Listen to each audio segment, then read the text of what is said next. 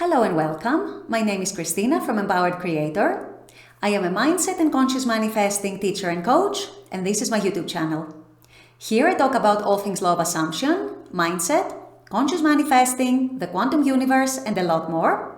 And my goal is to simplify everything without the fluff. So if you guys like this content and you would like to see more of it, I would love it if you would subscribe to this channel, comment on this video, like it, share it, and stick around. Also, if you need help with your specific situation, I offer one-on-one coaching as well as custom subliminals for whatever needs you may have. I also have some self-study courses about manifesting your specific person. And I do have a members-only channel with a lot of perks for members, including weekly live workshops with a different manifesting topic each week, weekly live group coaching, a lot of exclusive content, monthly challenges for a chance to win a free one-on-one coaching session with me, and a lot more.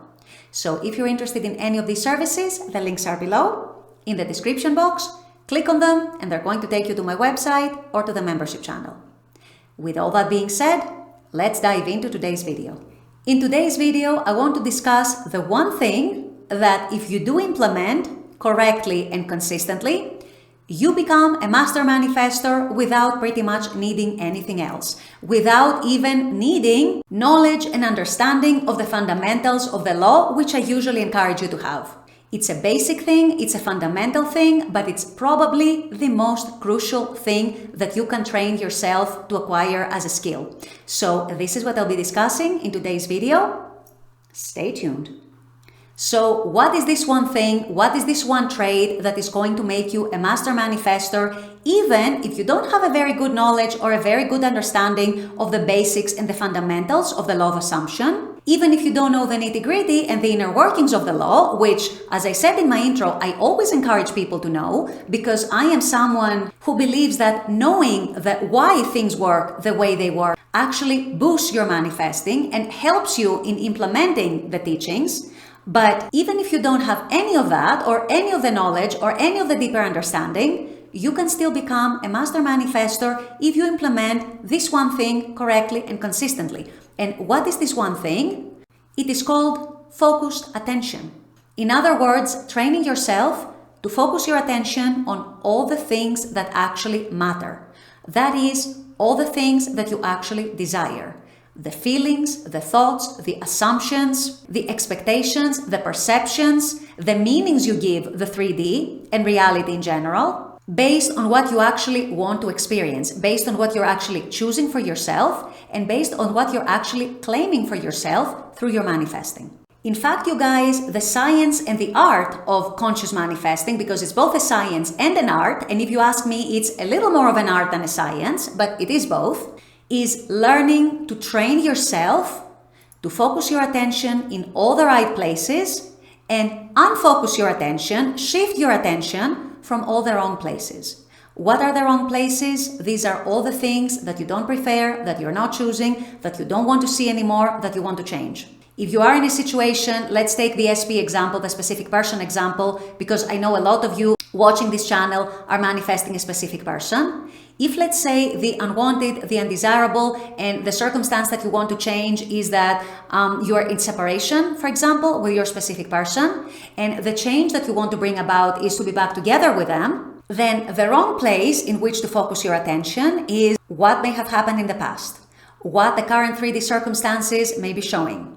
What have they said? What have they done? The hurt that you might have felt, which, by the way, their behavior at the time was most likely a reflection of your own self-concept and your own old self at that time. But besides that, these are all the wrong places in which to focus your attention, because these are all the things, all the circumstances, all the conditions that you want to do away with. These are all the conditions that you don't want in your life, okay? On the other hand, if your goal is a reunion with your specific person, a reconciliation with them, perhaps, then the right place to put your attention is how it would feel if you and them were now in a loving, committed, happy relationship.